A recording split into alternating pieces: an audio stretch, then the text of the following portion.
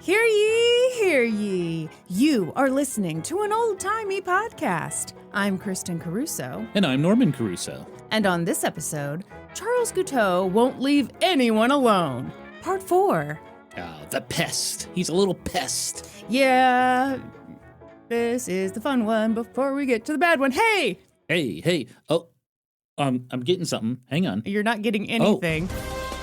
Kristin. What? Breaking news. Oh, yeah? Yes. Uh-huh.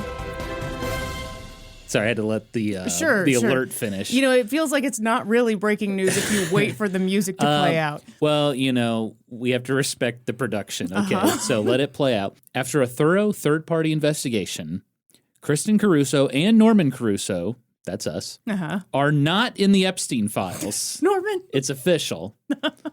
Well, I'm glad. Yeah. I shouldn't say I'm glad. I know I'm not in there.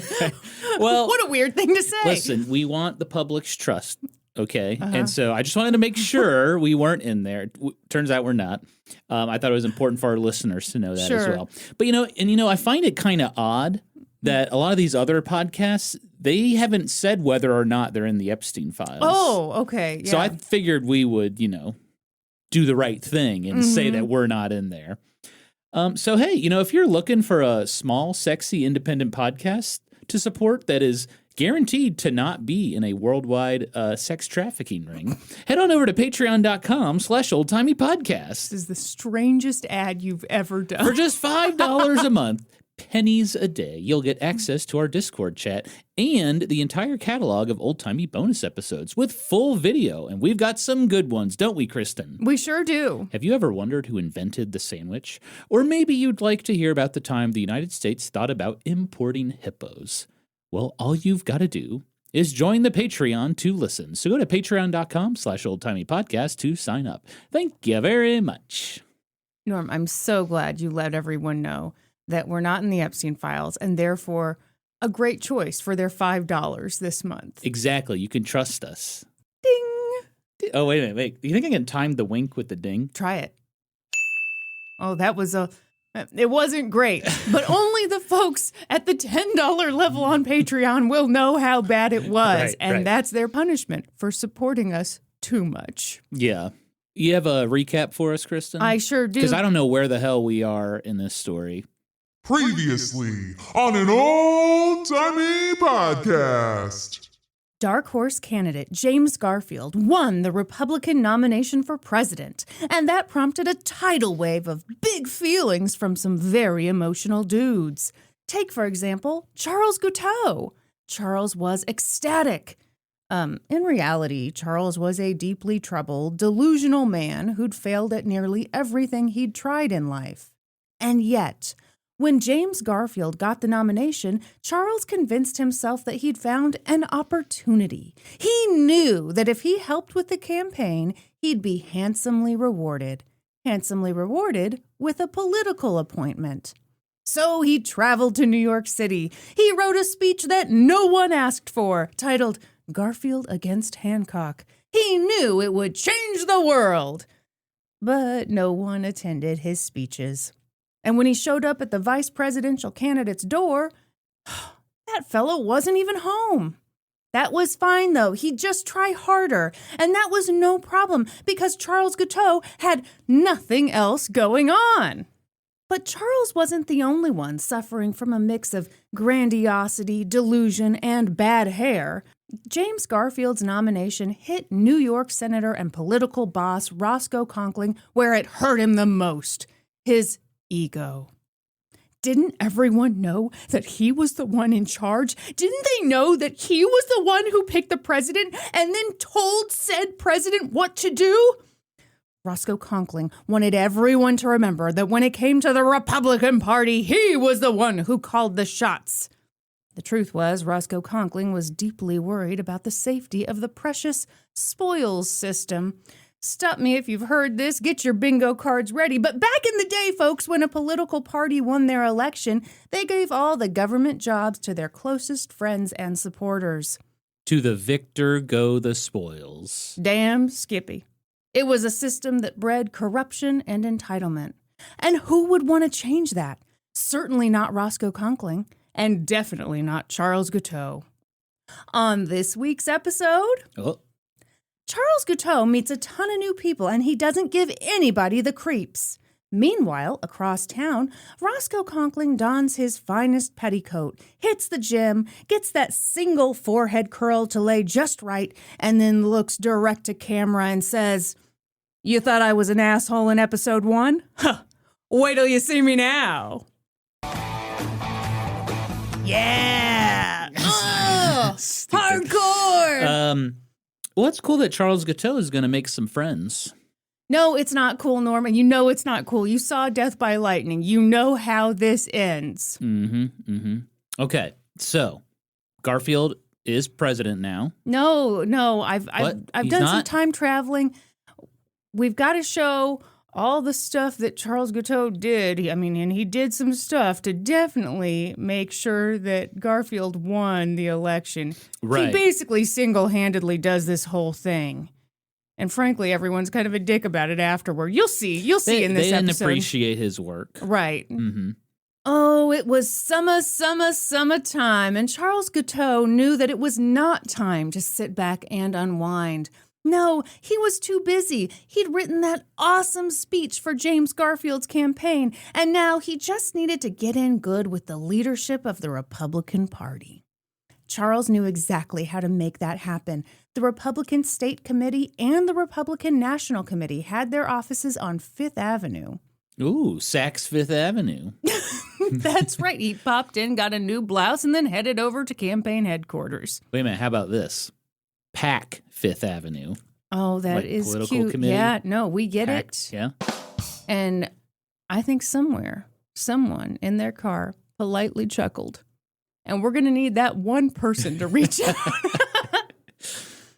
Since he had literally nothing else going on in his life, Charles went to those offices all the time. And that's where he finally met vice presidential candidate Chester A. Arthur. Oh, yeah, he tried to get him at home, but he was, never home. So go to your workplace. There you go. Nothing weird about it. It was such a thrill. Oh, the pair became fast friends. Charles told Chester all about his amazing speech, and Chester was like, okay. Charles said, "Hey, I'm a lawyer from Chicago. I've got a ton of experience with public speaking. I'm great. I know your office handles all the campaign speeches and stuff. What if you gave me a speaking assignment so I could do my speech for everyone?" And Chester said something so exciting, like, check in with my office. And then he said something very friendly and very encouraging, like, "Well, it was nice to meet you." And just like that, Charles Guiteau was in, baby. Oh. So he was just being polite. No, Norman. Clearly, he was very excited to have met such an important man. Really? I don't know how you've misread this so badly. Charles Guiteau had his foot in the door. And what a foot it was. People noticed that Charles didn't really have proper footwear. Oh, so literally. His shoes were worn out. So were his clothes. He seemed desperate, but also so confident, like super duper confident. But who had time to focus on little Charles Guiteau when there were much bigger things going on? Things like the Fifth Avenue Summit. Oh my God. The Fifth Avenue Summit was the place to be. It was essentially just a convention for the Republican Party. I mean, it sounds awful, but man, people were pumped for it. That does sound awful. They held it at the Fifth Avenue Hotel, which was basically the swankiest place in town. It did look neat. Man, everything's happening on Fifth Avenue. Well, yeah, come on. I thought Lexington was the place to be. That's where you live, but you party on Fifth Avenue. Okay. Keep up. Presidential candidates didn't really give speeches for themselves back in the day, but the Fifth Avenue Summit was James Garfield's one exception to that rule. He did give a speech there. Technically, the reason he attended that summit was so that he could meet up with Roscoe Conkling, though. James Garfield knew that in order to have the best shot at winning the election, he needed the party to unite behind him. And he needed Roscoe Conkling's support. All you got to do is compliment his hair.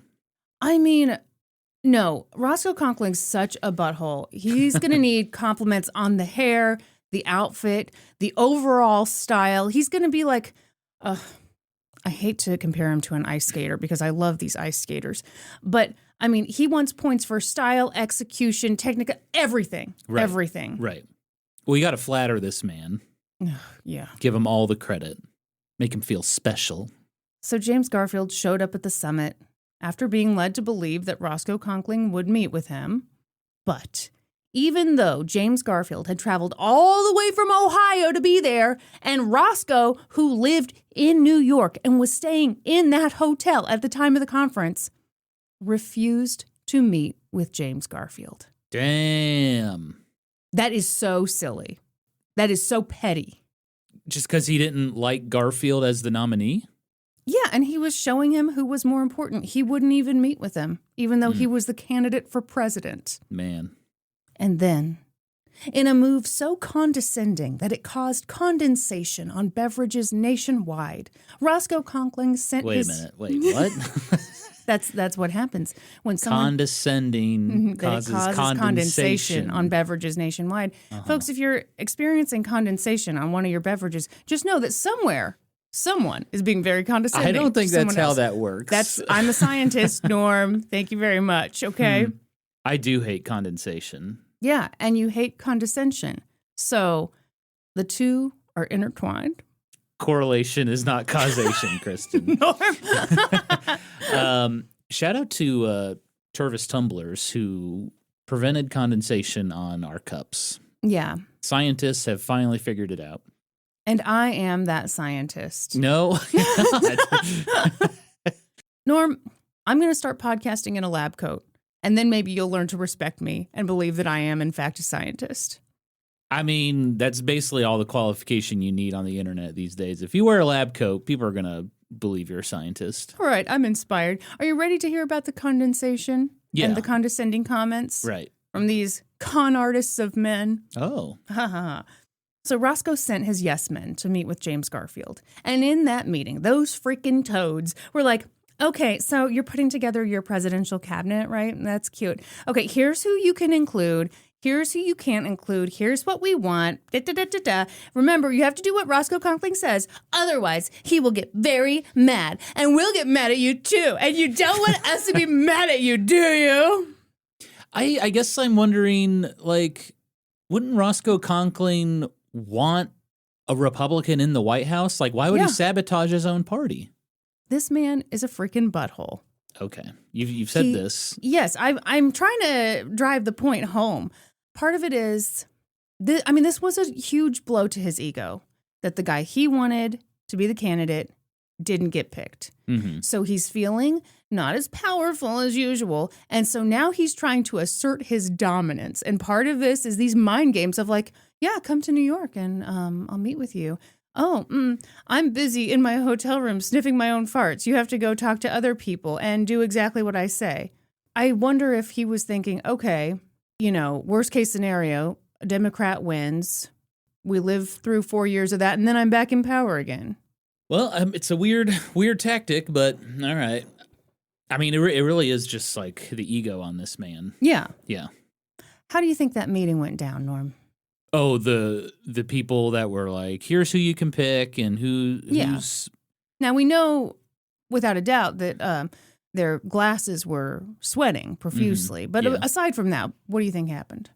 I feel like Garfield was like, no, that's not how we're going to do it. That'd be pretty ballsy. Well, he's a ballsy man.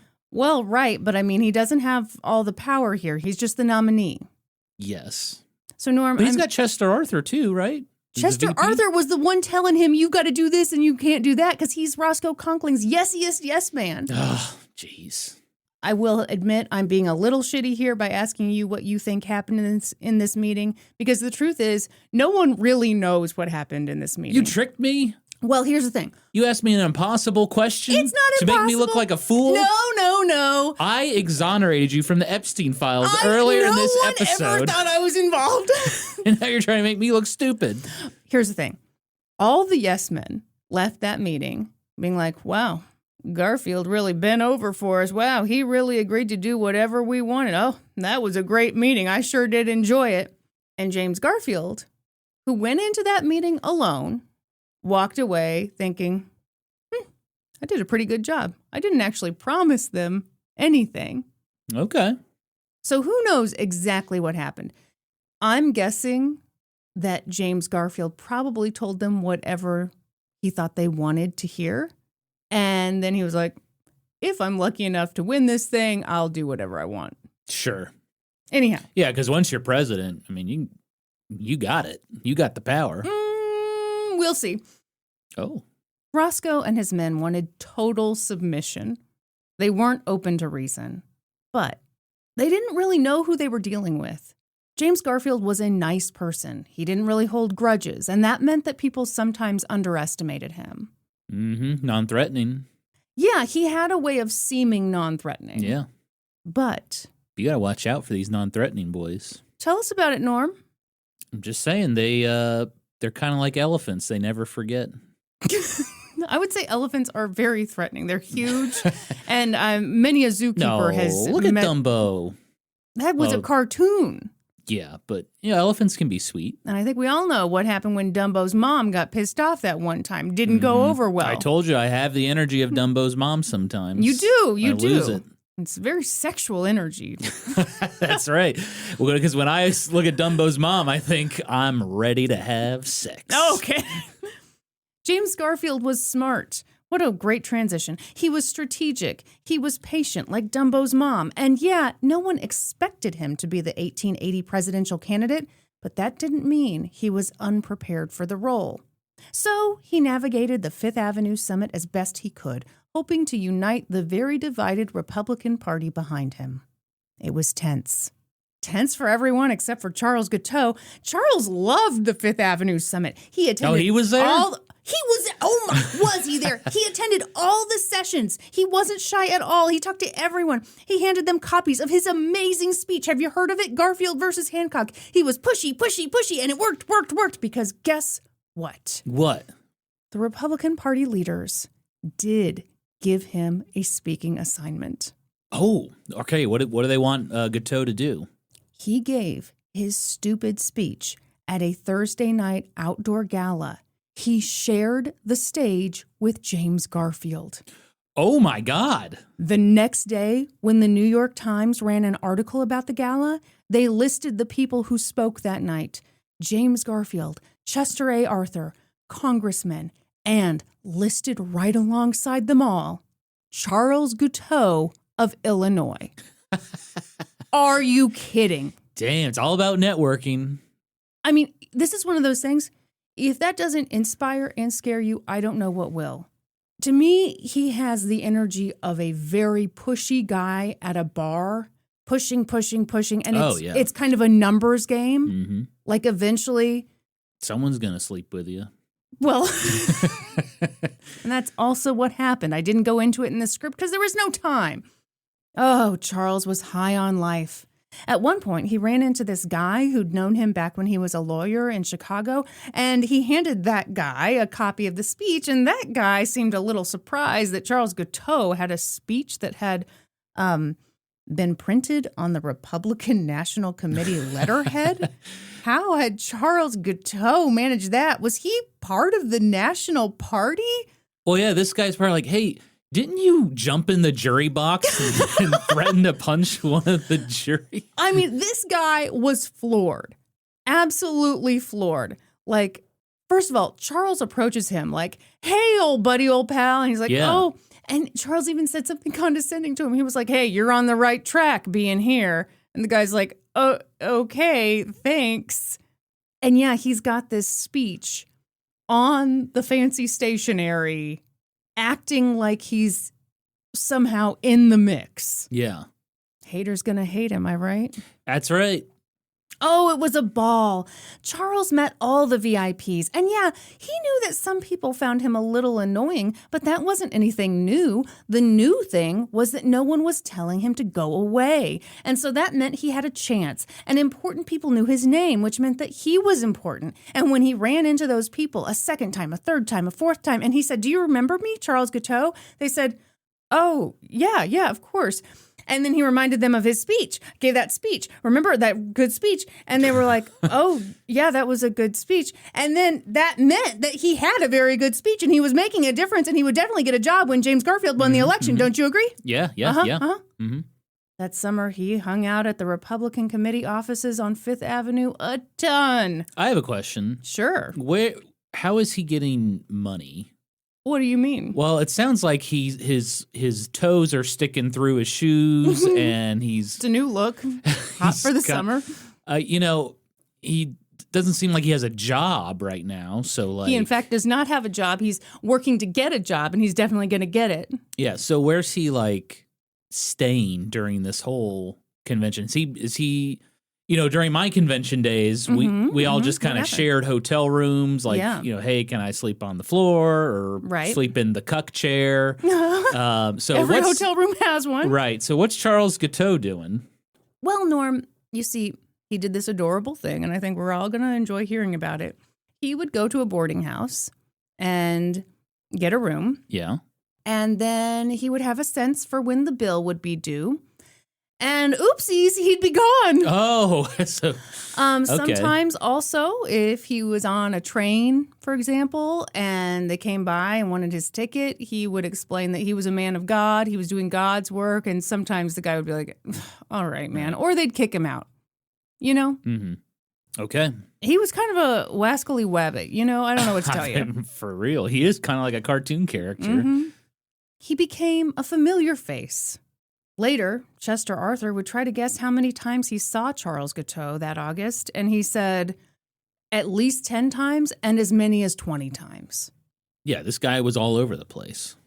And so, maybe that's why when Charles Guiteau wrote Chester Arthur a letter on Republican National Committee stationery asking for another speaking opportunity, his office said yes. Oh, my God.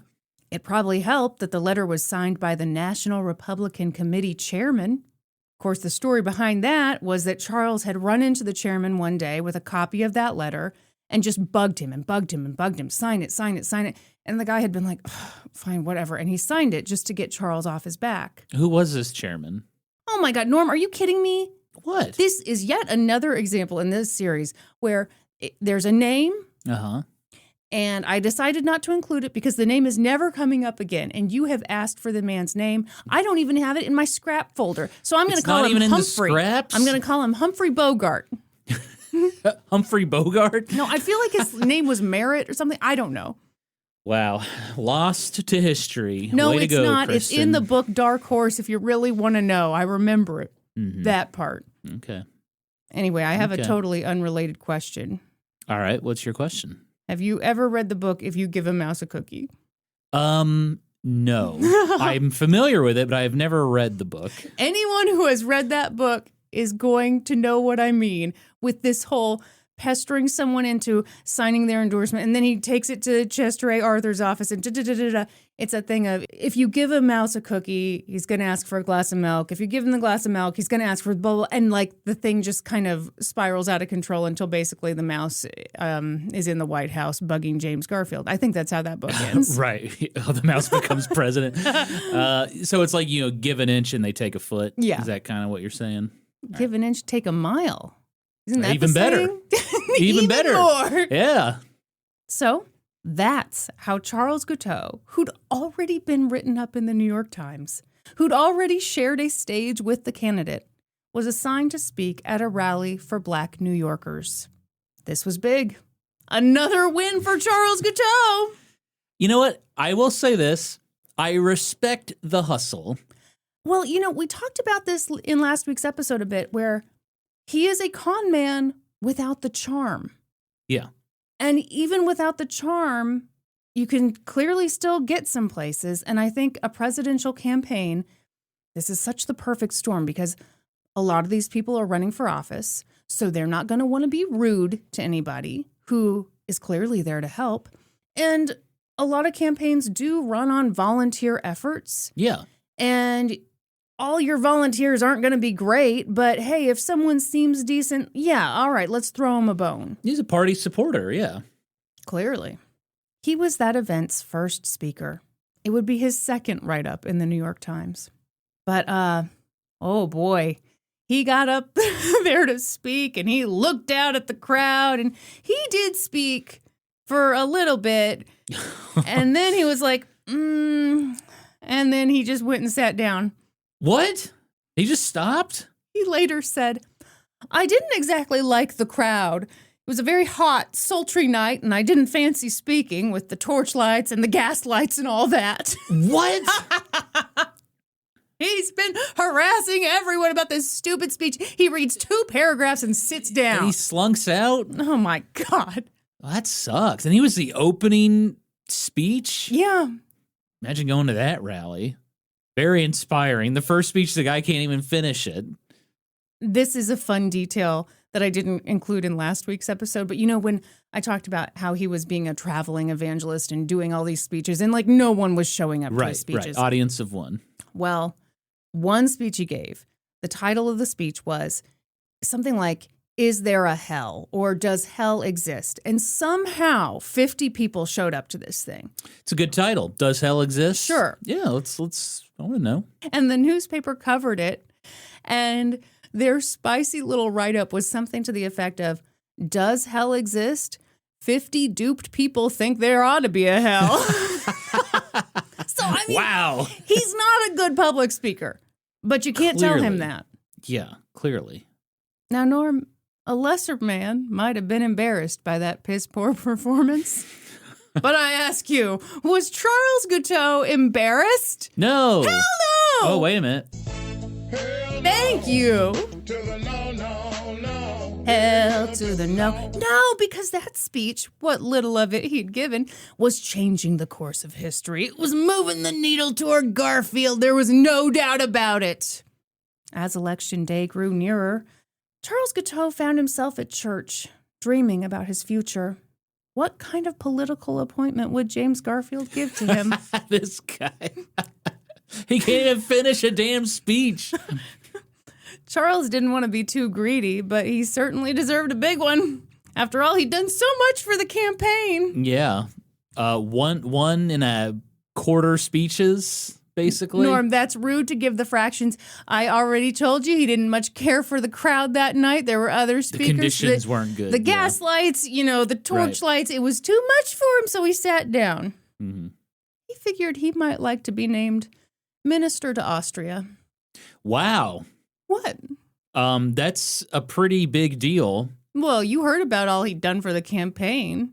Yeah, but Austria is a pretty sizable country at that time. Uh-huh. Yeah. Oh, my God. Yeah. Well, why not start small with, the Falkland Islands or something? Because he was not a small man. He was small in stature, but not small in ideas or impact. Thank you very much. Dream big. He could have asked for Secretary of State, but he had the restraint to not do that. Technically, he could have asked for anything. Sure. How about I be your vice president? As he daydreamed about the political appointment that definitely lay ahead of him, he thought about other aspects of his future. He wondered if maybe it was time to get married again. Oh, you excited? You love a love story. No, because you love a love story. You love romantic comedies. I do, but he sucked. He's abusive to his first wife. He wasn't abusive. He was, in fact, abusive. He was literally abusive. But, maybe that's all changed. Maybe it was her fault, actually. It's often the victim's fault in these situations. I think we can all agree, okay? Because this guy seems pretty stable, pretty normal, pretty cool. Kristin, you're always what's the word I'm looking for? Kristin, you're smart, sexy, cool. You're always pushing me to think outside the box. Yeah. Yeah. So a guy like Charles Guiteau, who literally abused his wife, you're saying, well, Norm, think about it. What if it was her fault? What about it? So we can't rule it out. Thank you for that. We absolutely can. This man was terrible. Well, I do have a love story prepared for you today.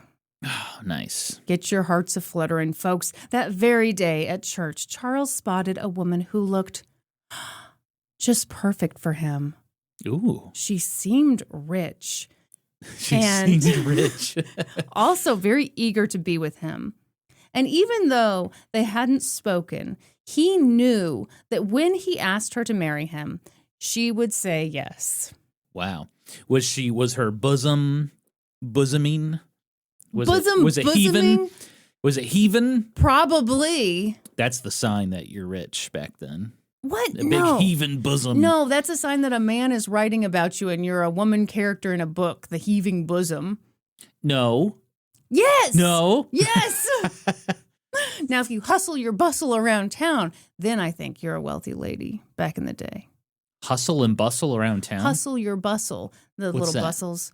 You know, they had the bustles in their dresses. Oh, when it gives you like a badonkadonk? Yeah, Okay, the is original that what- BBL without the surgery. Is that what that's called? Yeah, The bustle? a bustle. Okay.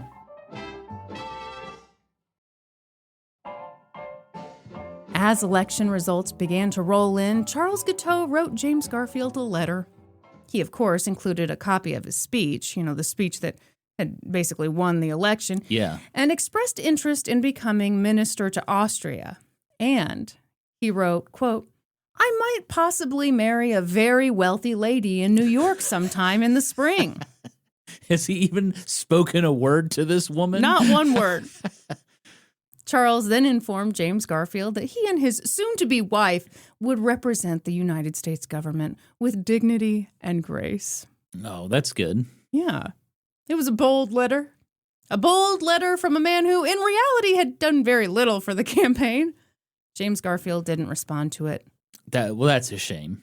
That's kind of rude, actually. Oh, Norm, you are being a little harsh. Charles Guiteau didn't think so. He was like, hey, he's in Ohio right now. He's got a lot on his plate. I know he's going to do the right thing.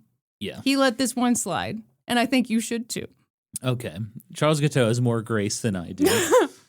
So yeah, James Garfield didn't respond. But you know who did get in touch with Charles Guiteau? Chester Arthur? No, that hot rich lady from church. Oh. They hadn't spoken, but he'd written her a lot of letters, and he'd gone to her house and knocked on her door a whole bunch, and he'd followed her home a couple times, and she had sent the police after him? Oh, To hey, ask him whoa. to leave her alone? I guess you can't tell a woman she's pretty anymore. You're lost, babe. I didn't know love was illegal in New York. Charles didn't have time to worry about that crazy bitch because pretty soon James Garfield won the election, okay? Woohoo! Do we need a sound for that? Sure. All right, Garfield wins. Let's see what I got. Yeah. Yeah. Yeah, because they were really proud that he'd been a general, so they called him General. Mm-hmm. Sometimes they didn't even call him President Garfield, just General Garfield, because that somehow felt better. Shouting the battle cry of freedom. Kristin and I were talking earlier about the song Dixie and how it is a certified bop, but it has no business being that catchy. Okay, you're saying you and me. No. Yep, we both agreed. You were like whistling Dixie, and I was like, you've got to stop doing that. That's I know, Dixie. I know. You swam in that Southern soup for too long, my friend. Southern soup. It's been brewing. So James Garfield won the election, and that meant that Charles needed to move on down to D.C., where he'd meet up with his old pal James Garfield, and together they'd figure out what political appointment best suited him. Oh, he wants Austria. Well, yeah. Now, but does he speak any German? maybe. Who knows? You're I acting don't like think there's he no does. logic behind this at all. Okay.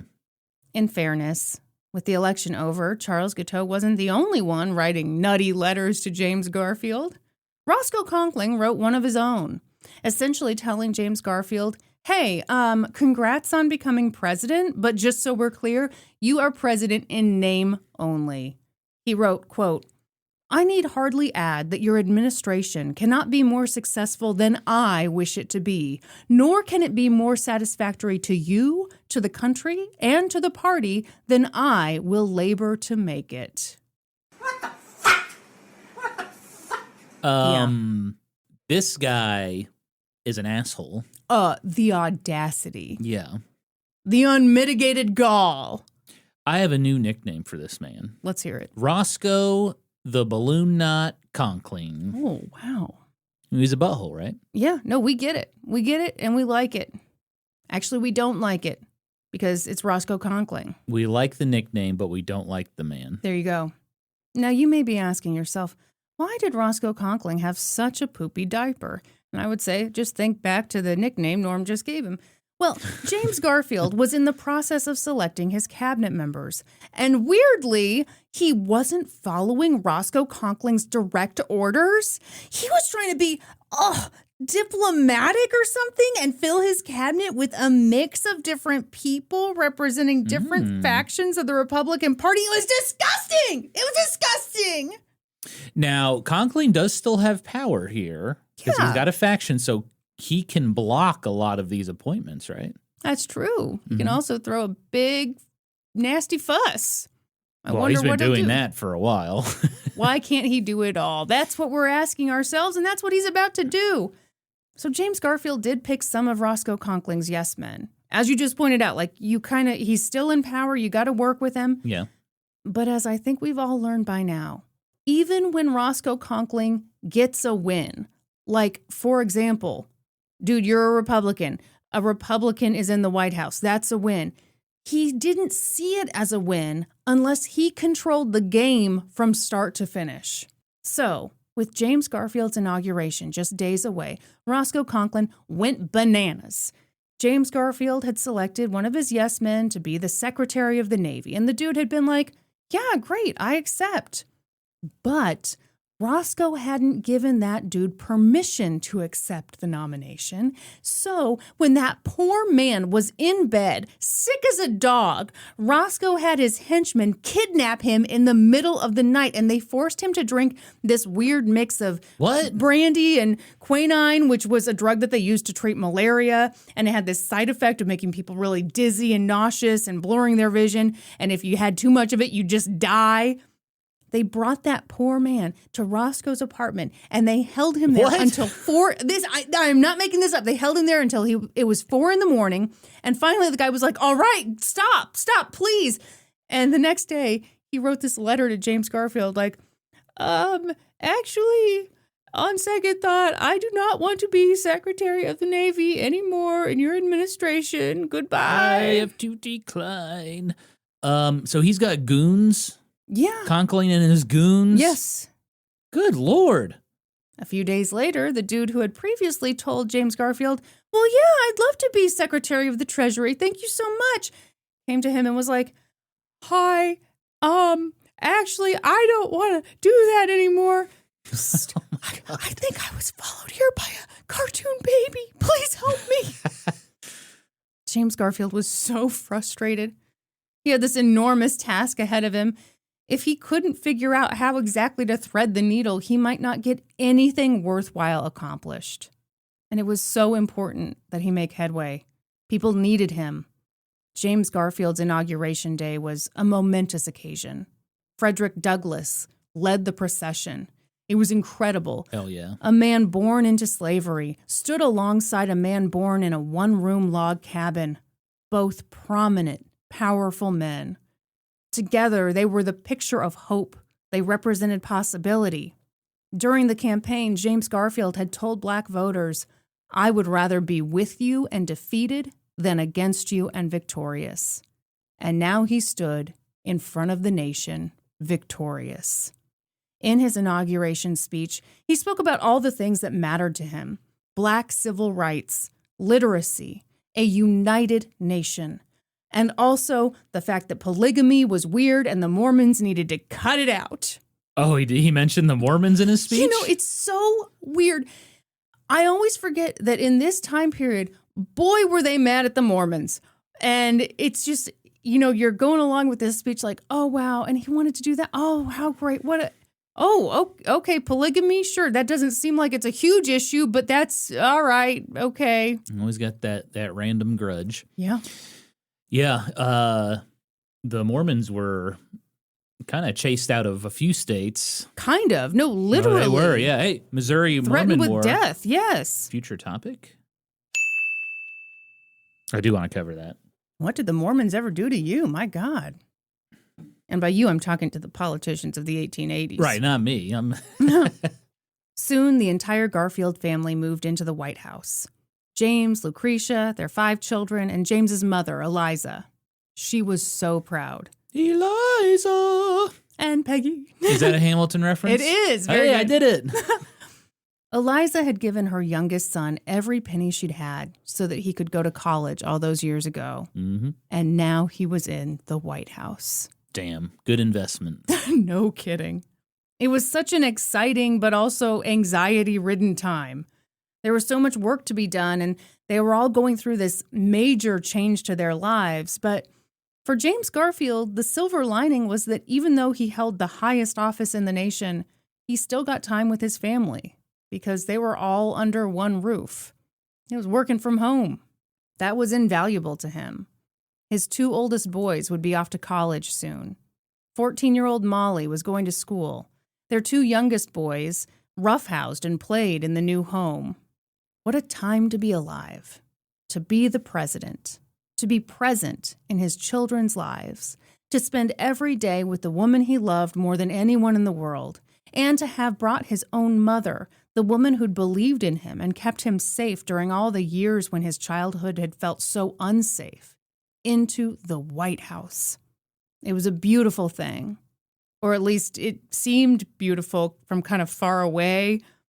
In 1881, living in the White House was gross. It wasn't. Gross? I mean, okay, we're going to hear some stuff. Buckle up. Granted, the White House was a much bigger, grander residence than the Garfields had ever imagined for themselves. So there was gratitude in that. And they appreciated history. But the house needed work. The location made it the perfect place to contract malaria at a time when people didn't exactly know how someone got malaria. Yeah, I mean, Washington, D.C. is basically built on a swamp. Yes. So. It was structurally unsound. It had been built out of unmortared brick. Unmortared brick? Just Yes. brick stacked? Sure. What could go wrong? Water seeped into it. The whole house was damp all the time. Rats, literal rats, loved the White House because it was so dark, so damp, so full of delicious rotting woodwork. And then, oh, who farted? The plumbing system was completely inadequate for a house of that size. A lot of the pipes had disintegrated by 1881. And if you want to know how they knew that, there were holes in the floor. You could see everything. You could smell everything. It was disgusting. The White House was essentially a porous, rat-filled mass peppered with mosquitoes sitting in a stew of human feces. It's not that bad, okay? Listen, we're going to paint this room. We're going to do open concept. We're going to knock this wall down. Get the Property Brothers in there. It'll be fine. Yeah, and that hole in the floor where you're taking your shits, piece of plywood, we'll cover it right up. Okay, Norm, it's funny that you say this because here's what I've got next. During their time in the White House, Ulysses and Julia Grant had tried to jazz it up a bit by putting down some carpets and some new drapes. But by the time the Garfields had moved in, there were holes in the carpet, and I'm guessing the carpets matched the drapes. I mean, they had tried, but Hey. it was tough to get money for renovations at that time. You're the president. Is that how you want to spend your political capital? Yes. No, it doesn't look good. I'm just messing with you. Now, yeah. Lucretia did actually, I cut this part out, but Lucretia did manage to get some funding for renovations. And so she did start working on it, partly because it really wasn't an inhabitable home. Mm-hmm. And she had young children in this place. Don't you mean it wasn't a habitable home? Inhabitable? I thought Inhabitable means it wasn't you inhabitable. can't habit it, right? I think I'm right. You think you're right. But I'm not 100% sure I'm right. Hang on. Question of the week. Uninhabitable would mean you can't inhabit it. Hang on. Inhabitable. Okay, Am I wrong? inhabitable. Suitable to live in. What's habitable then? I think it's when a nun puts on her habit and she's able to do a jig. Oh, habitable means suitable or good enough to live in. What the hell? Redundancy. Let's get rid of one of those words. Okay, we're calling it. But, what could the Garfields do? The White House, like it or not, would be their home for the next 4 years. Who knows? Maybe 8. I haven't gotten to next week's script yet. Yeah, don't be speaking for next week, Kristin, okay? For what it's worth, James Garfield wasn't thinking that far ahead.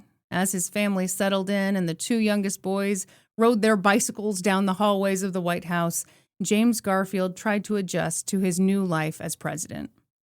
Well, he needs to focus on who will be the minister of Austria. That is what his the hell's top he doing? focus, right? I mean, get Charles on it. Guiteau's waiting. It was hard. He'd always been a man who valued his time. He needed time to work on the big issues, time to read, to study, to strategize, to think. That's what he needed to perform at his best. But in those days, the president's schedule was set so that key working hours, so many key working hours, we're talking Monday through Friday, 10:30 a.m. to 1:30 p.m., were spent meeting with literally anyone who wanted to talk to him. That's right, folks. Did you know that back in the day, you could just go right up to the White House and meet the president? Yeah. We've learned that a long time ago, Kristin. We sure did.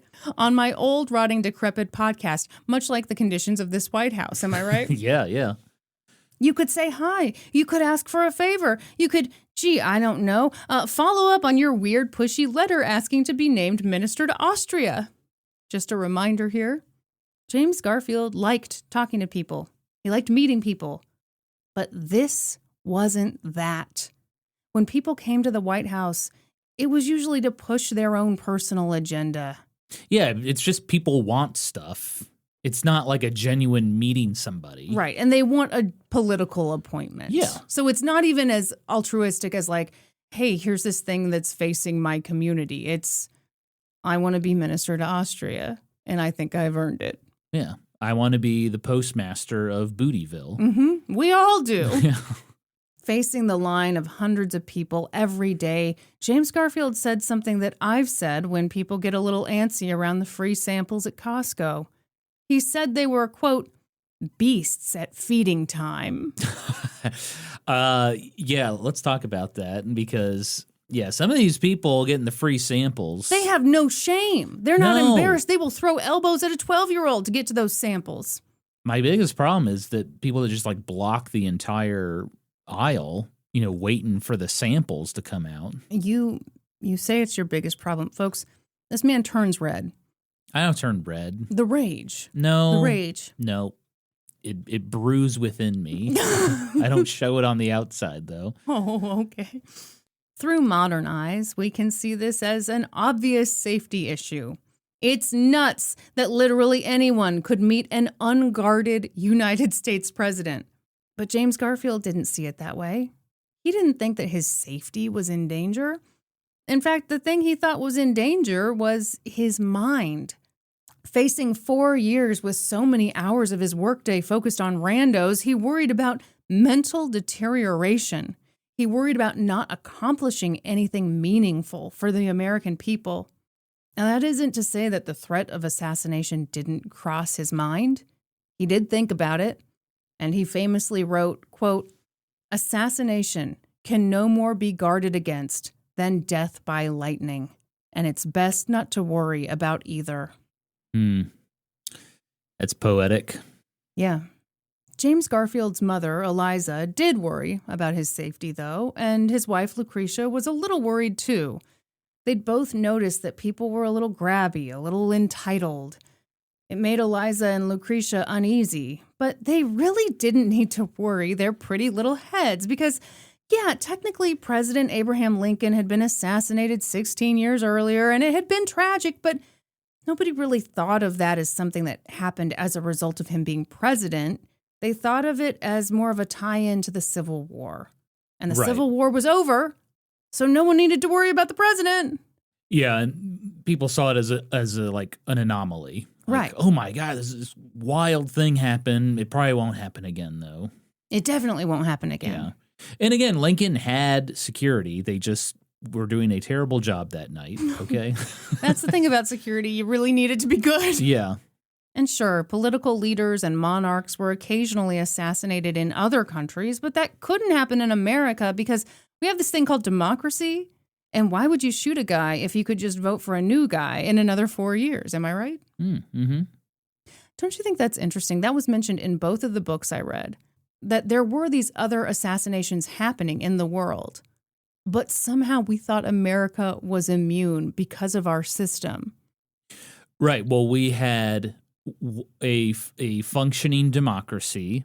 It was still barely functioning. Well, it was like the whole world was kind of watching the United States and seeing how this democracy will work. Yeah. Whereas like most of Europe was still running on like a monarchy. Right. And so, yeah, and in a monarchy, it's like, well, they're never going to give up their position of power. So, yeah, we'll have to kill them. Whereas, yeah, the United States is like, well, we have, every 4 years we have an election. We bring in somebody new. So, like, there's no need to kill anybody. We'll just vote them out. But see, what's amazing to me is that implies that the person who assassinates someone is operating from a place of logic. That's right. And, hey, you shoot Hitler, hats off to you. Yes, needs to happen. But I think it's wild to assume that that's the main thing is that, these people who assassinate leaders are doing so with logic. And that person will definitely understand, hey, if I don't like this guy, I can wait it out 4 years. I think they're just saying like the chances of it happening are less in the United States. I don't think they're completely writing off assassinations. Well, they are kind of writing it off because they didn't even give President Garfield a bodyguard. He could walk wherever he wanted. Norm, hold that thought. In fact, the President of the United States didn't even have a bodyguard, which was actually a good thing because he probably would have just fallen in love with him like Whitney Houston did in the cautionary tale, The Bodyguard. Oh, man. This is why we're married. This is why. You've exactly wondered why. Now you know, folks. Yeah. If by chance you're asking yourself, well, hang on, when did we get the Secret Service? Do you know this story? No, I don't. And yet you know The Bodyguard by heart. Well, let me enlighten you on something else. I actually don't really remember a thing about that movie, just the song. Okay, that's fair. I know Kevin Costner's in it. And he's the bodyguard, right? I actually never saw the movie. Oh, shit. I know. I mean, I know a little bit, I guess.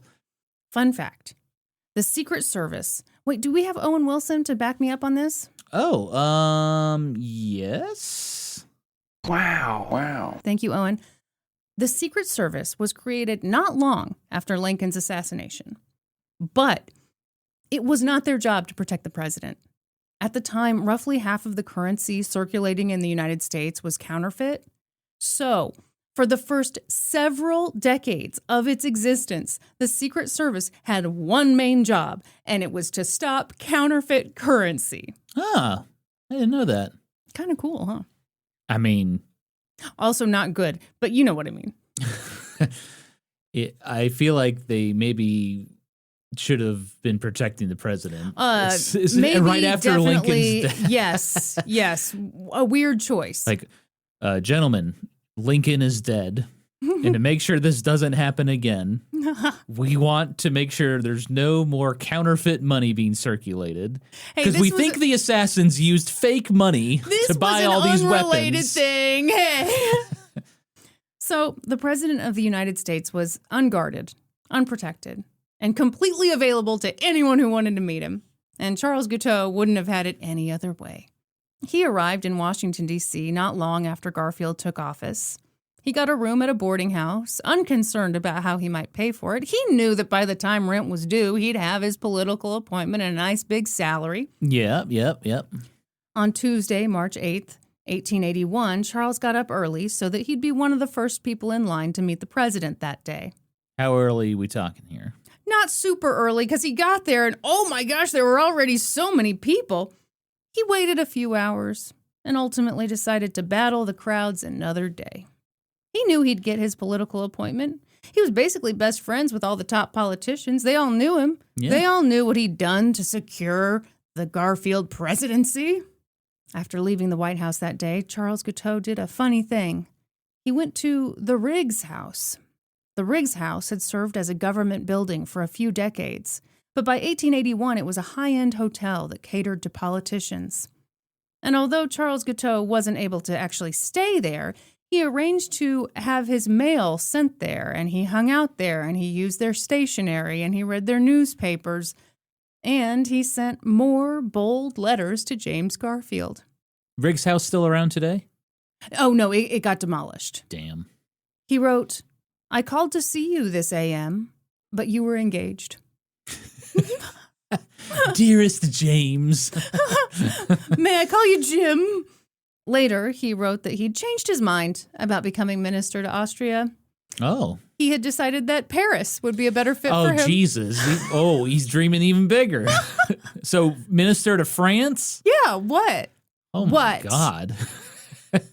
It was an audacious request. Yeah, one of our biggest allies. Oh, yeah. I'll be the minister to France. And that's the thing. No one wants that job. Hanging out in France, who needs it? No, thank you. Paris. Yeah, no one wants to be in Paris. In Charles's mind, it made perfect sense. In a letter, he implied that he kind of knew the guy who was the current minister to Austria, and he was a good dude. He didn't want to kick that man out of his job. But the current consul to Paris had been appointed by Rutherford B. Hayes, and it seemed like that guy needed to go. Am I right? Okay, I mean, Charles, yeah, I agree. Anything from Rutherford's got to go. I do think this is funny to hear that there is some logic, and he did actually write to the outgoing Secretary of State and say, hey, do you know who's going to be staying in their position, who's going to be leaving? So there is some logic to this, but it is completely illogical that he would be the one to get this post. Yeah, you need someone. This is a highly sought after position. Yeah, you need a somebody to be in that position, not a Charles Guiteau. You need someone who, I don't know, can deliver an entire speech. Yes. A few days later, he returned to the White House, and sure enough, that day he got inside. He gave his card to the doorman. He sat in a waiting room. An usher called his name. He met with the president's private secretary, Joe Stanley Brown. And then he went into the president's office. He saw James Garfield right there in the flesh. Wow. Other people were there too, of course, high-ranking members of the Republican Party. Charles Guiteau knew all of them, and they greeted him. James Garfield recognized him right away. He definitely wasn't just being polite. Hang on. What? What? They all Where are you getting this from? Well, this is Charles' take, and I don't know why Charles' you're point of view. questioning it. Well, when you said James Garfield recognized him right away, I thought, wait a minute. This is a classic thing of a good politician, and James Garfield was clearly a great one, is going to make everyone feel welcomed and loved and seen. Sure, and he's going to be, oh, yes, Charles Guiteau, thank you for your help during the election. Yeah. What can we do for you today? Yeah. Mm-hmm. Yeah. I think I'm going to run for president. Oh, my God. No, I'm not. Imagine what they would say about me. When the time was right, he handed James Garfield a copy of the amazing speech he'd given. My God, was there an old-timey Kinko's? I mean, he must have had thousands of prints of this thing. I mean, yeah, printing presses.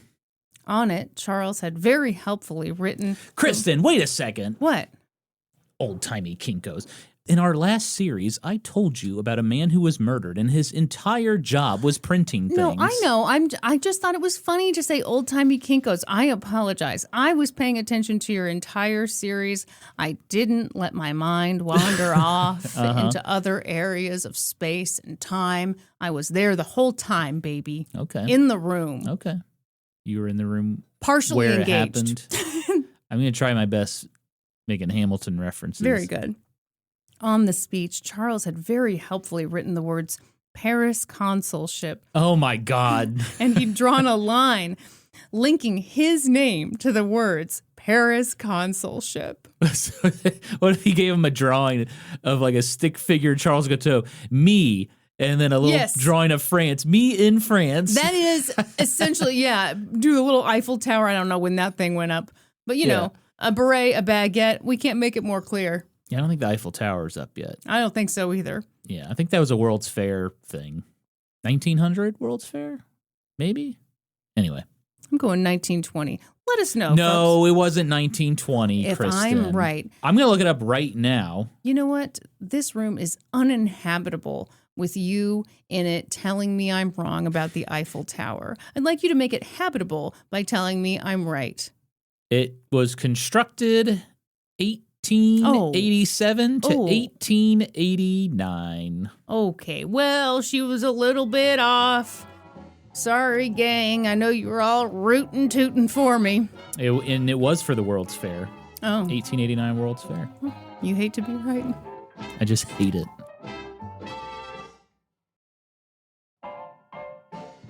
Charles Guiteau left the White House that day, confident that the job was his. As the days wore on, James Garfield suffered from insomnia. He didn't make all the political appointments himself, of course. As president, he handled the important ones and delegated the rest. But that didn't stop people from coming to his office and making demands. At one point, he told his private secretary, quote, "These people would take my very brains, flesh, and blood if they could." When he wasn't battling desperate office seekers, James Garfield battled other politicians. He'd recently named James Blaine as his Secretary of State, the magnetic man from Maine. And that had made Roscoe Conkling very angry. James Blaine and Roscoe Conkling were political enemies. One time, in an argument, James had said that Roscoe Conkling had a, quote, turkey gobbler strut, and Roscoe had not forgotten that insult. I found a old political cartoon of Roscoe Conkling as a turkey. I mean, the insult stuck. With James Blaine in office, Roscoe was determined to make the Garfield presidency an ineffective one. And sadly, James Garfield's own vice president, Chester A. Arthur, was happy to help with the sabotage. But who cares about that, right? Charles Guiteau sure didn't. A few days passed and he hadn't heard back about Paris. So he went back to the White House. And this time, he got some very promising news from James Garfield's private secretary. Are you ready? Yeah. He told Charles that the papers had been forwarded to the proper channel. Your call is important to us. If that's not a brush off, I don't know what is. Charles didn't know what it was. He thought it was official. The job was his. No, Charles. I mean, the paper could have been sent to the trash can. And that's the official file. And he could still say the paper has been forwarded to the proper channels. And by channel, I mean the dumpster. Just drop it through a floor in the White House into the disintegrated sewer pipes. Yeah, that poopy carpet. Use it as toilet paper. Days passed. Charles Guiteau had nothing going on, so he went to Riggs' house. He chatted with politicians. Sometimes he just sat on a bench in Lafayette Square, staring at the White House. He's just waiting to hear back. Got nothing else going on. Oh, you're going to wish he was just waiting. He sensed he could do more. So you know what? He did. He was staying at Mrs. Lockwood's boarding house. And one morning over breakfast, he noticed that Illinois Senator John Logan was staying there too. Charles had met him briefly in New York, but he was sure that John would remember him. So Charles figured out which room the senator was staying in. And just before 8 a.m. one morning, he knocked on the senator's door. Oh, my God. No one answered, so he tried the doorknob. And it was unlocked. Oh, good. Charles walked into the room, and it was pretty big, and the senator was in the process of getting dressed, but he heard someone come inside, and he was like, oh my God. So he went out into the main room, and he was shocked to see this dude he did not know in his room. Yeah. And to make things weirder, Charles Guiteau started talking to him like they knew each other pretty well. So the senator was doing that thing that I think a lot of people would do of like, okay, kind of creeped out, but trying to be polite. He froze. Charles handed him a copy of his speech and asked the senator to read it. And the senator said, okay, I'll read it when I have time. And Charles said, that speech elected the president of the United States. Yeah. He said he'd given that speech because he'd been promised that he'd be named consul to Paris. He said he'd already talked it over with President Garfield, and his next step was to talk it over with Secretary of State James Blaine. But first, he wanted the senator to write him a recommendation. Oh, yeah. This complete stranger I just met. Yeah, let me give you a recommendation. The senator, who was still not fully dressed, mind you. Now, did he have pants on or no shirt on? Can we get a visual? I'm assuming he wasn't like indecent, but definitely not like ready to be seen. And yet there Charles Guiteau was, seeing him. I must say, Senator, that's quite the bulge you have. Oh, my. Yeah, and then maybe he gets a recommendation. The senator was stunned, but he said, I do not know you, sir. I have no knowledge of who you are. I can't recommend you. But Charles Guiteau was insistent. He was like, you're the senator from Illinois. I'm from Chicago. I'm a constituent. You kind of owe me this. We're both from Illinois. So. I bought you that drink. You owe me this conversation. And the senator was like, okay, you're from Chicago. Where in Chicago? And Charles didn't really give him a straight answer because he kind of wasn't really from Chicago anymore. Yeah. Instead, he pulled out a sheet of paper on which he'd already written a recommendation for himself. And he asked the senator to sign it. Just sign this, please. Oh, man. The senator wasn't totally sure what to do. Charles claimed to know him, claimed to have worked with the National Committee in New York, but he thought it was super weird that this guy had just barged into his room. So he gave him the polite brush off. Yeah, get him out. The next morning, Charles cornered him again. And this time, Charles was much more aggressive. He was like, you are my senator. You owe me this. And this time, the senator was just like, no, dude, not happening. Yeah, good. Now, here's what's interesting. Charles Guiteau left that meeting feeling good. Oh? Sure, the senator had given him the go-around, but that's the way these politicians work. They say one thing, change their mind the next day. Yeah. The reality is they were still very good friends, he and John. And John had said something about maybe mentioning his name the next time he saw the Secretary of State. So he basically had the Paris consulship in the bag. Nothing to worry about. Okay. This will not surprise you, but the senator didn't have quite such a sunny view on that whole conversation. And afterward, he went to the owner of the boarding house, Mrs. Lockwood, and he said, hey, I don't think you should let that guy be here. Yeah, has he paid his bill, by the way? No, of course not. Of course not. The bill's not due yet. So Mrs. Lockwood was like, really? Why? And he said, quote, I think he's a little off in the head. Mm-hmm. A few days later, when Charles Guiteau's rent was due, Norm, you sniffed this one out, she discovered that he had vanished.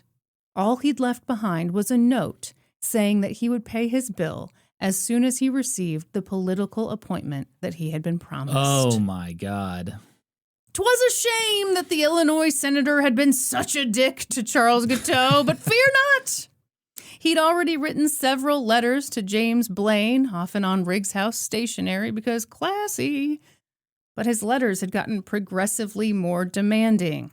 In one, he wrote that he'd given James some space because he knew that ultimately James would do the right thing. But, now he was coming knocking. And in a subsequent letter, this is my favorite, he wrote that he was glad that James Blaine had been named Secretary of State because, that job could have gone to someone else. Mm-hmm. Any number of people. What does that mean? What does he mean by that? What do you think he means by that? I don't know. Why is Charles saying that? Okay, so James Blaine is a well-accomplished politician. He's very deserving of Secretary of State. Right, but he was a civil service reform guy. And Charles Guiteau, in his mind, he's a real spoils system boy. He's with the Roscoe Conkling team, okay? Yeah. Chester A. Arthur is basically his best friend, all right? Right. And so maybe he doesn't like that this Blaine fella got such a lofty position. No, he's trying to be condescending. He's trying to get the condescension on all the glasses nationwide. But he doesn't quite have the position to do so. So it just comes across as weird and kind of an overreach. Yeah, well, he's trying to get the condensation going. Yeah, I'm glad you're on board with this. James Earlier you were Blaine, saying I wasn't a scientist. James Blaine is a Tervis tumbler. He's not going to have to worry about it. An excellent point, Norm. Here we go. For some reason, James Blaine never responded to Charles Guiteau's letters. What the hell? I know. Get that parrot. All right. Yeah. We're all thinking it. So, given no other choice, Charles Guiteau got bolder. He did something totally normal and not creepy. He tracked James Blaine's movements. He noted the private entrance that So he's James... just stalking people now. Okay. What's wrong with that? He noted the private entrance that James Blaine used to get into work every day. And one morning, Charles hung out there, waiting for a private moment. And sure enough, James Blaine showed up and Charles Guiteau cornered him. Some people wait a lifetime for a moment like this. Have you heard my speech? It was so fucking good. Oh! Sorry, I will stop. Oh, Minister even though I know you to don't France, want me to stop. It's happening to me. He mentioned his speech, and James Blaine politely pretended to remember it. You know, it was fine. A little annoying, a little weird. But it became more annoying when Charles Guiteau kept showing up.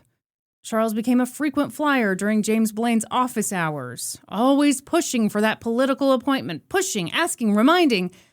But in that sense, he was like a lot of the people back then. He was just a misguided office seeker. This is kind of funny to me. Benjamin Harrison, he would one day become president. Sure. Charles Guiteau also harassed him about this. And Benjamin Harrison was nice to him, but was like, hey, you know, you're not one of my constituents. I can't really interfere here. And later he was asked like, oh my God, so you knew Charles Guiteau? And he like came up, was he weird? And Benjamin Harrison was just like, listen, I'm a politician. I meet a lot of people every day. That guy didn't strike me as super weird. Yeah, I mean, they get these questions all the time. Uh-huh. Yeah. So, yeah, he's not going to stand out at that time. I think that's what's so alarming is that, you know, sometimes we want the bad guy to really stand out. But oftentimes... above the crowd. That's... What are you about to do? Are you about to sing a Goofy movie? Nope. Okay, good. Because we've had enough. We've had our fill. You mentioned Adam Sandler's Click in last week's episode. Yeah, we've gotten some good, people are enjoying the question of the week. Well. Yeah. In those early days, James Blaine handled Charles Guiteau the same way that everybody else did. Brushed him off. Near the end of James Garfield's first month in office, he and Lucretia hosted an event that was open to the public. For a couple hours, anybody could show up and make polite chit-chat with the president and the first lady. Jesus. I know. Can you imagine this happening today? No. Pizza party at the White House? I can't imagine that, but, you know. Oh, a McDonald's party at the White House. Worth noting, Lucretia was really smart. She had a mind for politics, but she was not good at this stuff. She'd been raised by very stoic parents who rarely showed emotion, and on top of that, she was shy. Yeah. In fact, decades earlier, during their courtship, James Garfield had been like, do you even like me? I am into you, but are you into me? Because I legit cannot tell at all. Lucretia knew that what people wanted in a first lady was someone warm and chatty and super friendly. But the crowds and the noise and the constant handshaking just wasn't her thing. It didn't come naturally. She was no Mary Todd Lincoln. No, she wasn't. Future topic. As the afternoon wore on, she became so tired. She ached. She wanted it to be over. And oh God, out of nowhere, this man came up to her and said, how do you do, Mrs. Garfield? It's Charles Guiteau. She nearly jumped. He was right next to her. She hadn't even heard him come up. He introduced himself. He handed her his card. His name was Charles Guiteau. He told her that he was, quote, one of the men that made Mr. Garfield president. Yeah, you and about 1,000 other people. Uh-huh.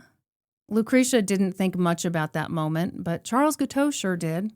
He'd talked with the First Lady. She knew who he was. She seemed to appreciate all he'd done for the campaign. Yeah. It was ridiculous, of course. Ridiculous to think that Charles Guiteau was playing any kind of role in the nation's politics. James Garfield was the one in the thick of it. He hadn't been in office long, but by that point, he'd already done something very bold. See, Roscoe Conkling's main source of power was the fact that for so long, he'd controlled the New York Customs House. The New York Customs House was a source of tremendous financial and political power. About 1/3 of America's revenue went through the Customs House. And the collector got commission, right? The collector got very, very rich. Yes. So do you remember the Fifth Avenue Summit? Do I? The hottest thing in town. When Roscoe Conkling had refused to meet with James Garfield, and he'd sent his henchmen to tell James Garfield that if he wanted their support, they needed to maintain control of the Customs House. His henchmen had said that James Garfield had agreed to all their demands. But James Garfield always maintained that he'd given them kind of a wishy-washy commitment. Right, he didn't promise anything. And now that James Garfield was in office, he announced that he was giving control of the New York Customs House to one of Roscoe Conkling's biggest political enemies. Roscoe Conkling was incensed, and so was his army of yes-men. Chester A. Arthur, James Garfield's vice president, went to the press and talked major shit. He called for James Garfield's removal from office. Okay. It was a mess. Unreal. His own vice president was against him. Roscoe Conkling, with all of his political power, was against him. So many people were livid with James Garfield. He'd been president for like 5 minutes, and according to a lot of powerful people, he'd already fucked up. James Garfield knew he was doing the right thing, though.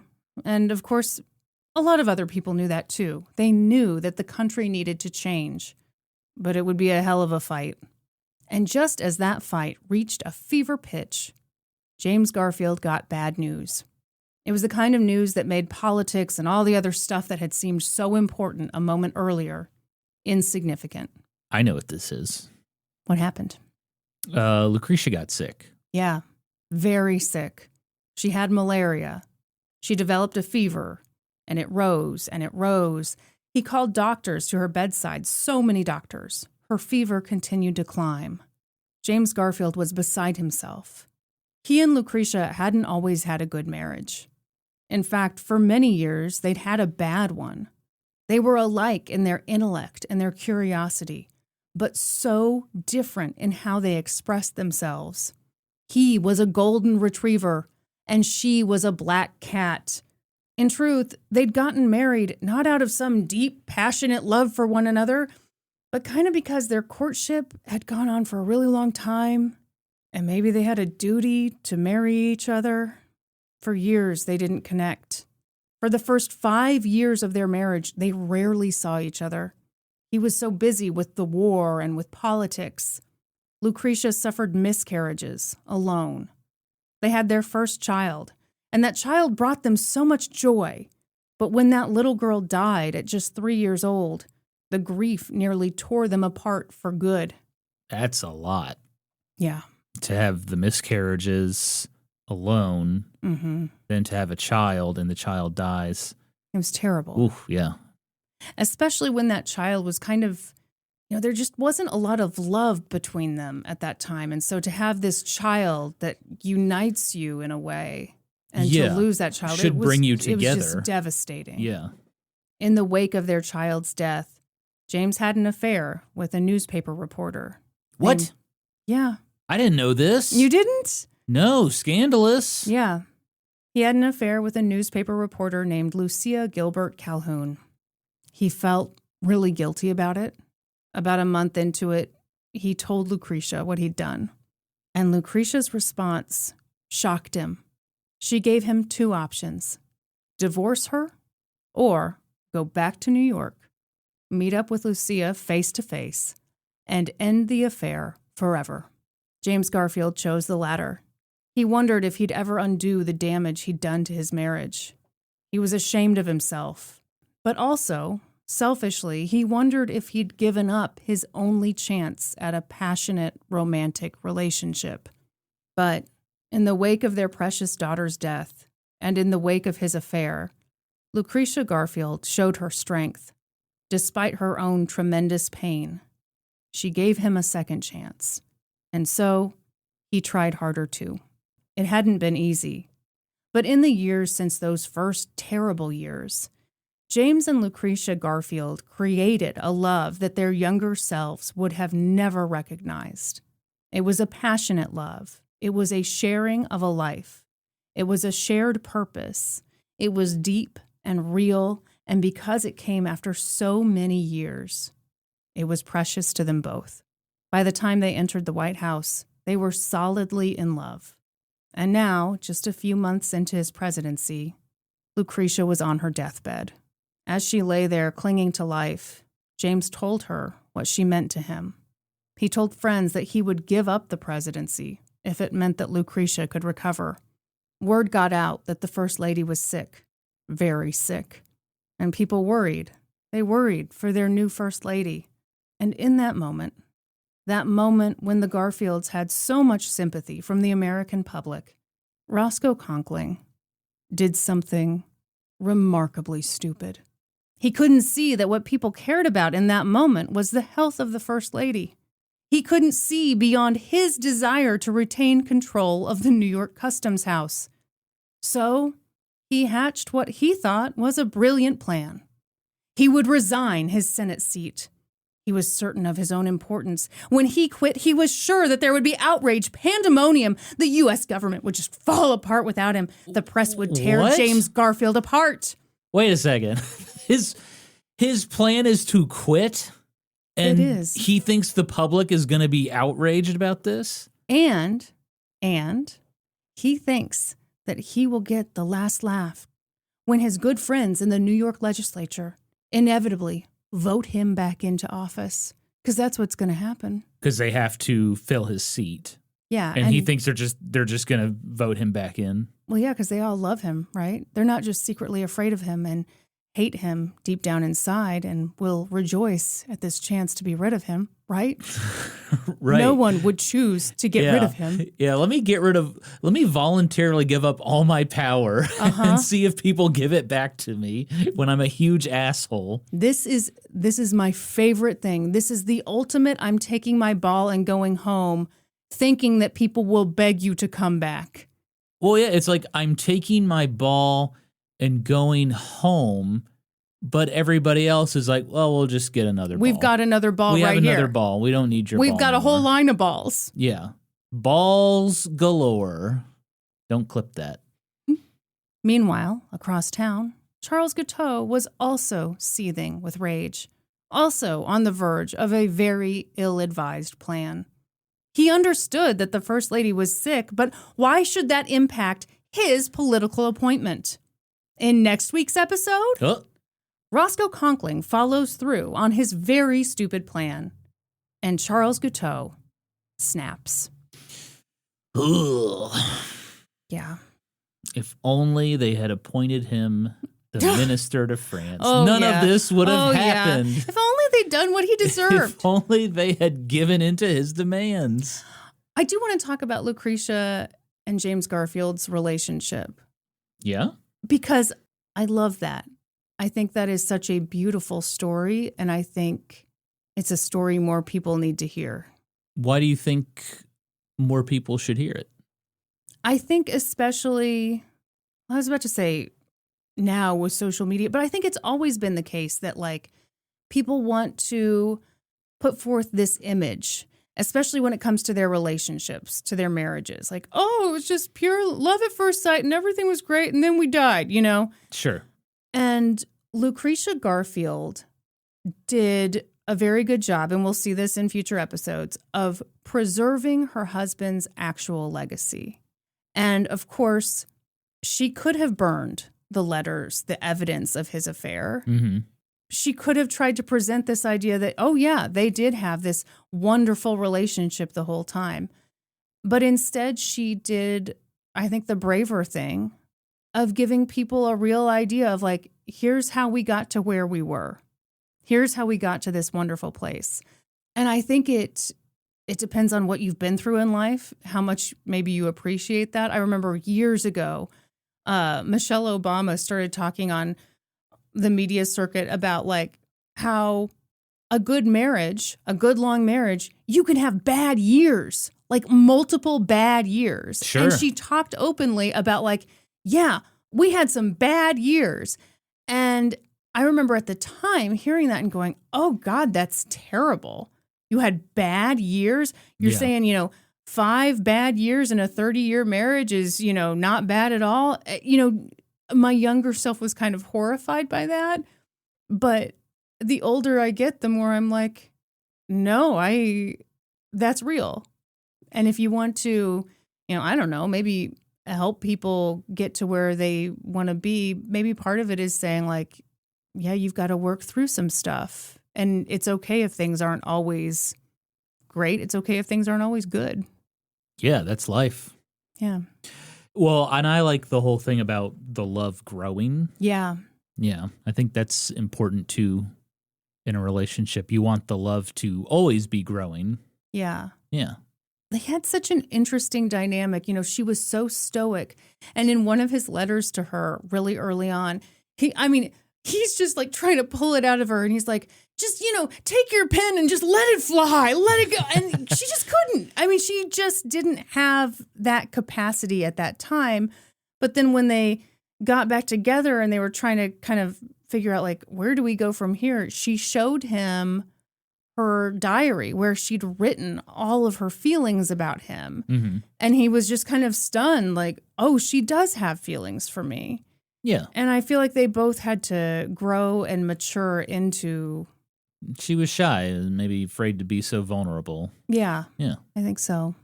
I get that. Yeah. Me and Lucretia, kind of alike in that way. You think so? Yeah, I think so. Mm-hmm. I'm a shy guy. You are a shy guy. Mm-hmm. I can be a little shy myself. Oh. No. No, I can be sometimes. Yeah, you can. Well, very good, Kristin. Gosh, so next week's episode is going to be... It's going to be a rough one. Explosive. Oh, wow.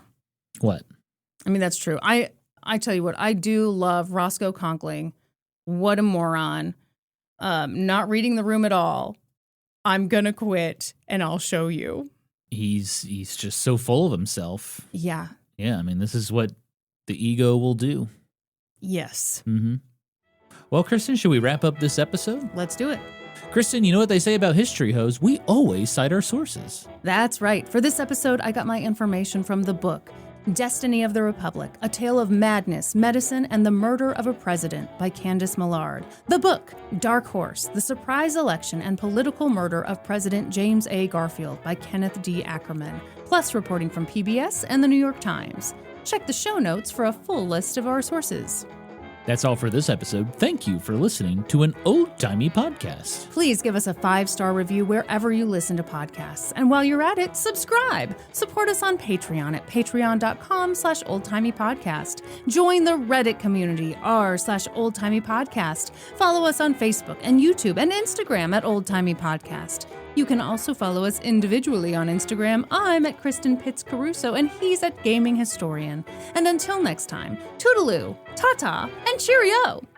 Bye. Bye. See ya. See ya.